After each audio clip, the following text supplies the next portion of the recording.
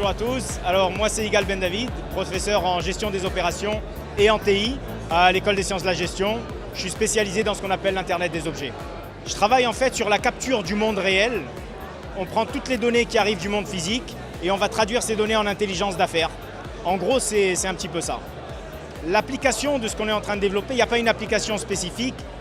C'est que comme c'est une technologie qui est appliquée partout, il y a des objets qui bougent, dans tous les environnements, que ce soit un magasin, un hôpital ou un entrepôt, vous avez des données que vous capturez et que vous traduisez en transactions. C'est là-dedans qu'on travaille. Alors, par exemple, moi ici, j'ai un tag sur moi. Ça, c'est un identifiant composé d'une antenne et d'un capteur. Et dès que je le mets sur un objet, cet objet se met à communiquer avec son environnement. Alors, à partir de là, s'il y a une antenne au plafond, on sait que je suis exactement dans cette salle.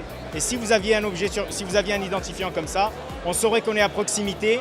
Plus que X secondes, ça veut dire qu'ils sont en train d'être filmés. On convertit les données brutes du monde en intelligence d'affaires opérationnelle. Dans la gestion de l'événementiel, ça marche beaucoup.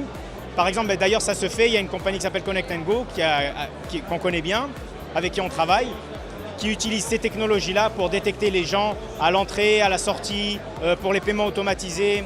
Donc, vous voyez, sauf que c'est des tags qui vont être mis sous forme de bracelets. Et ces tags-là vont être utilisés pour capter les gens partout. Et une fois qu'on a ces infos, on peut les utiliser en vue de faire ce qu'on veut.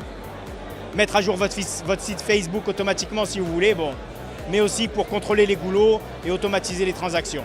Le marché cible de notre projet, comme j'ai dit, c'est vraiment tous les secteurs où il y a des objets qui bougent. En ce moment, on travaille beaucoup, par exemple, dans le secteur de la santé, pour la gestion du flux patient, la gestion des actifs mobiles.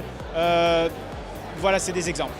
Et nous, justement, notre force, c'est de connaître les différents designs technologiques sur le marché. Parce que lorsqu'on développe des applications, ce n'est pas juste en se basant sur des selles, mais sur plein d'autres technos en parallèle.